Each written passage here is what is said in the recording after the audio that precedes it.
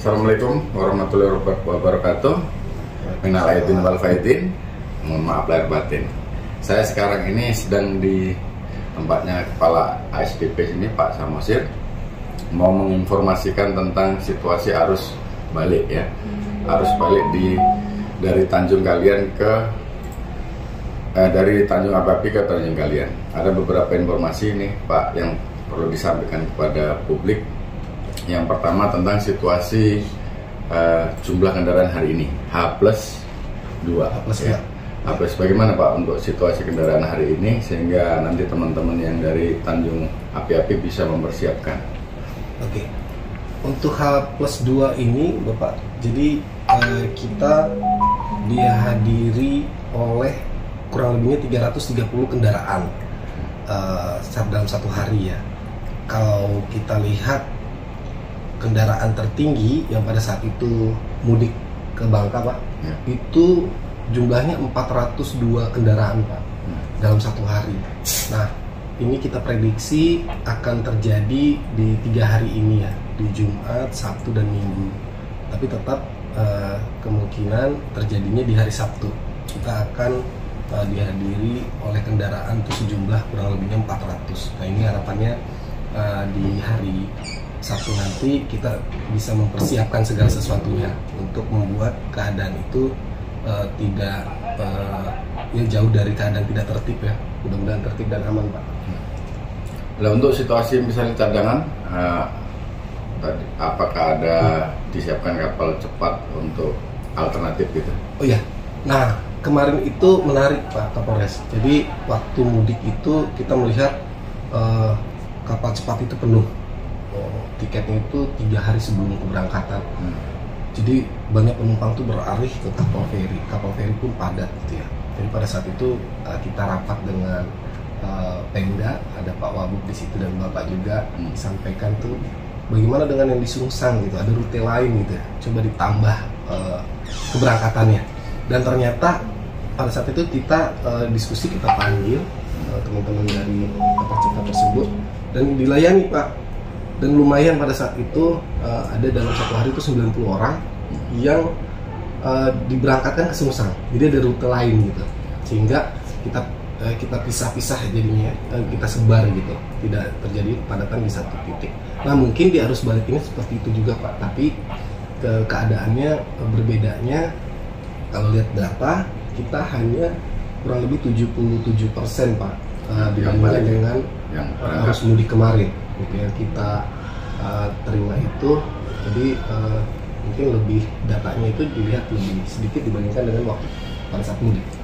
Jadi waktu berangkat kemarin berkaca dari kegiatan arus mudik ya, kita kan betul-betul ada yang sampai ngantri 3 hari ya. Di sini penumpang meluber banyak ya. Nah, ini pesan untuk teman-teman yang balik ini gimana nih untuk antisipasinya? Pembelajaran kemarin Pak, kita berharap itu teman-teman yang akan mudik ini dipastikan keadaan kesehatannya dalam keadaan baik ya. Dan mereka juga mempersiapkan kebutuhan mereka ya, karena melihat situasi di pelabuhan pasti akan membutuhkan waktu yang lama itu untuk diberangkatkan. Untuk fasilitas sendiri di TAA sama Tanjung Kalian tuh bagaimana?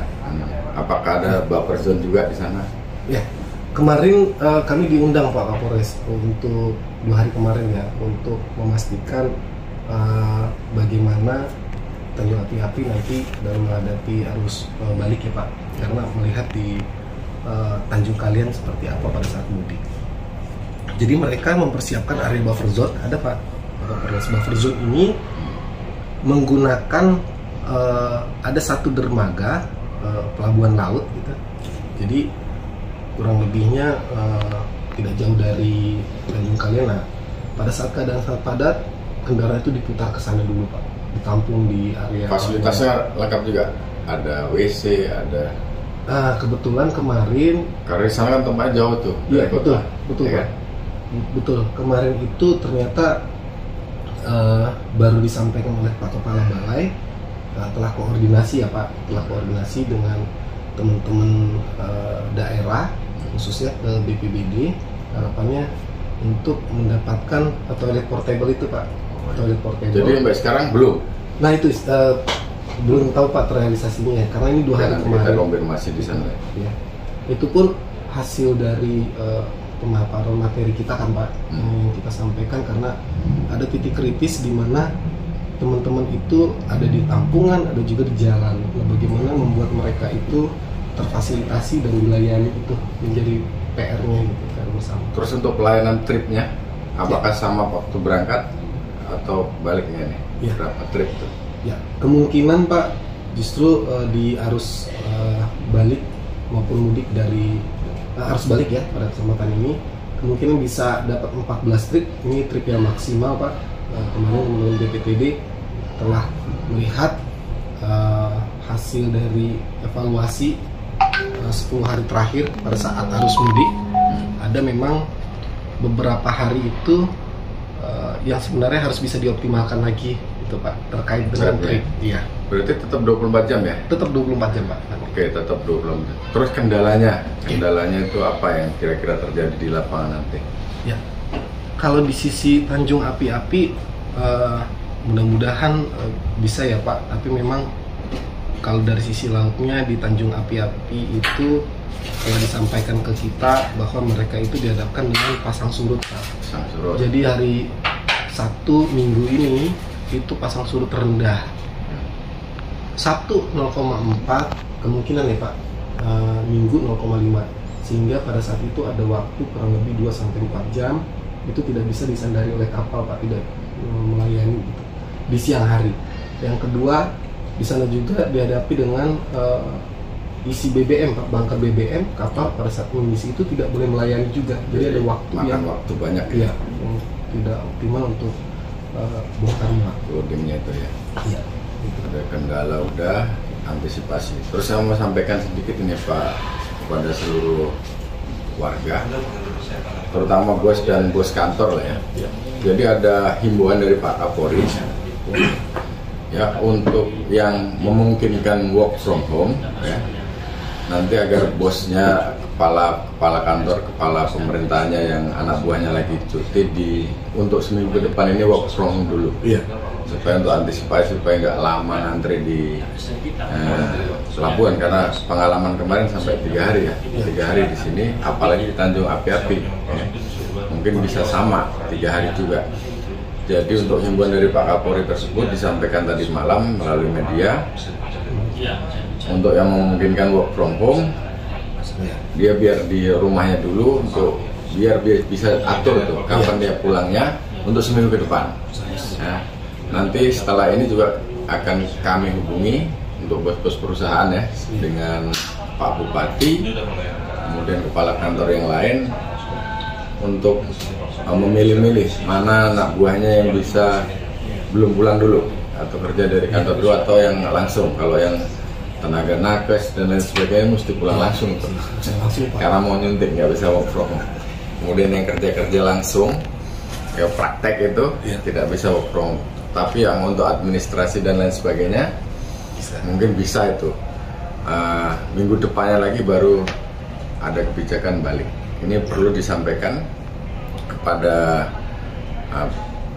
pimpinan perusahaan maupun pimpinan kantornya, kalau memang ada kendala di lapangan atau ini ada kebijakan perlu kita dukung, dan saya kira ini bagus ya. Iya betul. Kita bagus, ini suatu inovasi yang disampaikan oleh Pak Kapolri, terutama di Jawa ya. Tapi kita ini sama, ngantrinya sama Jawa kan sama nih, 3 hari juga. Jadi supaya nggak tambah stres nanti atau sakit dan lain sebagainya, accident itu kita hindari. Jadi kita harapkan untuk bos perusahaan, bos kantor untuk menunda dulu anak buahnya balik ya, anak buahnya balik. Untuk polisi sendiri sudah kita bagi 3 untuk yang di luar sprint. Ada beberapa staf itu kita cuti bagi 3, termasuk TNI juga. Jadi untuk pimpinan TNI, Polri, institusi vertikal, kemudian perusahaan, kantor daerah itu bisa work from home dulu supaya aman. Saya kira itu aja Pak Christopher ya. Terima kasih nih teman-teman untuk menjadi informasi supaya mungkin bisa bermanfaat bagi teman-teman sekalian. Wassalamualaikum warahmatullahi wabarakatuh.